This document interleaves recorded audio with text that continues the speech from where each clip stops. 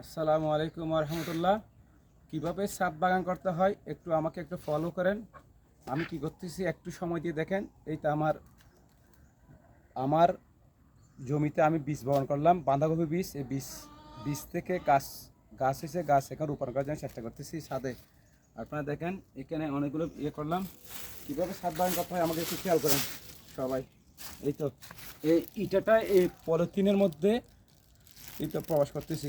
এই তো যাতে একটা পলিথিন 10 লক্ষ বছরেও মাটির সাথে মিশে না।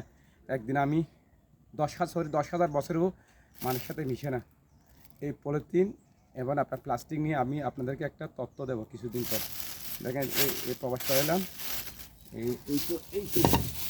এই যাতে ছাদ নষ্ট না হয়, যাতে ছাদে পানি না ধরে, এই জন্য পলিথিনটা এইভাবে করে মুড়ে দিলাম, এইভাবে দিলাম।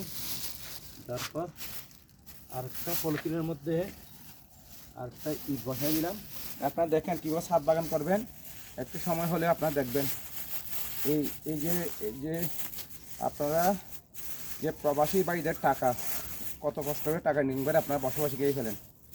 এই টাকাগুলো আপনাকে এই টাকাটা আপনাকে যাতে একটু সহজভাবে, অর্থাৎ টাকাটা যাতে বাঁচানো যায়, উদ্বৃত্ত করা যায়, কিছু জমানো যায়, এই জন্য আপনি কিছু ক্ষেত খামার করবেন। আপনি জমিদার হন। পৃথিবীতে অনেক প্রেসিডেন্ট আছে, আপনাকে ওগুলো চার্জ দেবেন। আমি একদিন দেখাবো, বলবো। একটা এই তো পলিথিনের মধ্যে প্রবাস করলেন যাতে ছাদে পানি না লাগে। এটা একটু ধৈর্য ধরে দেখেন। এভাবে দিলাম, দেওয়ার তো এবার দিলাম। এইটা এখানে বসিয়ে দিলাম সাইজটা। এরপর একটা ক্যারেট বন্ধ দিলাম।